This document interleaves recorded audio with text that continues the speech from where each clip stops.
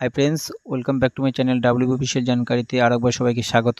তো বন্ধুরা, ইতিমধ্যে কিন্তু ঘোষণা হয়ে গেছে এমপ্লয়মেন্ট ব্যাংকের তরফ থেকে তাদের নতুন নাম আসার কথা ছিল। তারা কিন্তু পঞ্চম লিস্ট বা ফিফথ লিস্টে তাদের কিন্তু নাম চলে এসছে। তোমরা চাইলে কিন্তু মোবাইলে দেখানো স্টেপ বাই স্টেপে ফলো করে তোমাদের নিজেদের নাম তোমরা দেখতে পাবে। তো সর্বপ্রথম মোবাইলের গুগল ব্রাউজারটি তোমরা ওপেন করে নেবে। ওপেন করে তোমরা লিখবে এমপ্লয়মেন্ট ব্যাংক। তো আমি মোবাইলে গুগল ব্রাউজার ওপেন করে নিলাম। তো এমপ্লয়মেন্ট ব্যাংক আমি লিখবো, যেহেতু আমার আগেই সার্চ করা ছিল। তো আমি এখানে ক্লিক করব। ক্লিক করার সাথে সাথে সবার উপরে দেখো একটা অফিসিয়াল ওয়েবসাইট শো করছে, এমপ্লয়মেন্ট ব্যাংক wb.gov.in। এটা ওয়েস্ট বেঙ্গল গভর্নমেন্টের অফিসিয়াল ওয়েবসাইট। তো আমি এখানে ক্লিক করব। ক্লিক করার সাথে সাথে আরও একটা পেজ এখানে শো করবে। তো বন্ধুরা, এখানে দেখো কোভিডের একটা অ্যাড চলছে হোম পেজের উপরেই। তো তোমরা এখানে ক্রস চিহ্নে ক্লিক করে কিন্তু পেজটিকে সরিয়ে দিতে পারবে এবং তারপরে একটু স্ক্রল করে নিচে চলে আসবে। নিচে চলে এসে এখানে থেকে অনেকগুলো অপশন আছে, তালিকাভুক্তি এবং যুবশ্রীর জন্য স্ট্যাটাস, যুবশ্রীর চূড়ান্ত অপেক্ষার তালিকা। তো আমি এই অপশানটিতে ক্লিক করব। ক্লিক করার সাথে সাথে কিন্তু আমরা আরও একটা পেজ ওপেন হবে। দেখতে পাচ্ছ বন্ধুরা, আমরা আরও একটা পেজ ওপেন হয়ে চলে এসছে। তো এখানে বলা হচ্ছে চাকুরি প্রার্থীর আইডি। এখানে কিন্তু চাকুরি প্রার্থীর আইডি নম্বর চাইছে এবং তারপরে ক্যাপচা নাম্বার চাইছে। তো তোমরা নিজেদের ক্যাপচা এবং আইডি নম্বর এখানে ফিল করবে।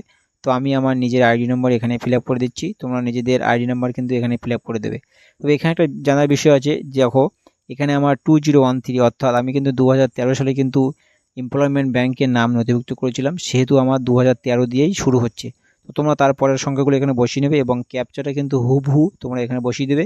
ক্যাপচা ভুল থাকলে বা তোমাদের ক্যাপচা কিন্তু বসাতে অসুবিধা হলে ওই যে অ্যারো চিহ্ন আছে, এই অ্যারো চিহ্ন হাত দিয়ে তোমরা কিন্তু ক্যাপচাটাকে চেঞ্জ করতে পারবে এবং তারপরে বসাতে পারবে।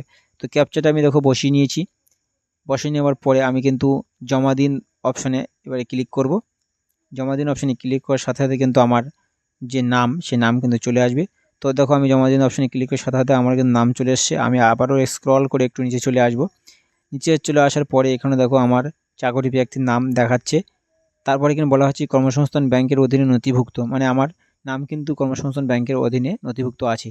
তো আমার কিন্তু এছাড়া আমি আমার যে ওয়েটিং লিস্ট, যে নতুন লিস্ট চলে এসছে পঞ্চম লিস্ট, সেই পঞ্চম লিস্ট কিন্তু আমি ডাউনলোড করতে পারবো এখান থেকেই। তো তোমরা এখান থেকে নতুন লিস্টটা ডাউনলোড করে নেবে, ডাউনলোড এগেন অপশানে ক্লিক করে। তো ডাউনলোডকে ক্লিক করার পরে তোমরা কিন্তু এই পিডিএফ চলে আসবে এবং পিডিএফে ক্লিক করলে তোমরা কিন্তু পিডিএফটা তোমরা এখান থেকে পেয়ে যাবে।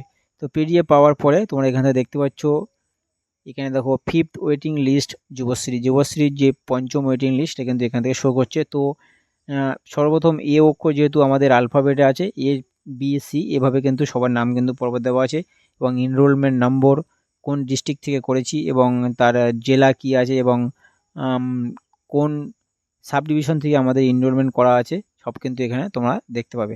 তো সম্পূর্ণ ভিডিও তোমরা এরকমভাবে স্টেপ বাই স্টেপ দেখে নেবে। এখানে দেখো ডিভিশন দেওয়া আছে, এখানে দেখো নেম ওয়াইজ দেওয়া আছে, এখানে নেম ওয়াইজ দেওয়া আছে, এর পরে বি, এরকমভাবে কিন্তু থাকবে এবং এনরোলমেন্ট নম্বর, ডিস্ট্রিক্ট এবং সাব ডিস্ট্রিক্ট। তো সম্পূর্ণ ভিডিওটি তোমরা কিন্তু এভাবে স্টেপ বাই স্টেপ দেখে কিন্তু তোমরা চেক করতে পারবে, নিজেদের নাম কিন্তু এখান থেকে চেক করতে পারবে। তো সম্পূর্ণ ভিডিও দেখার জন্য ধন্যবাদ। দেখা হবে অন্য কোনো ভিডিওই। ততক্ষণ ভালো থাকুন, সুস্থ থাকুন।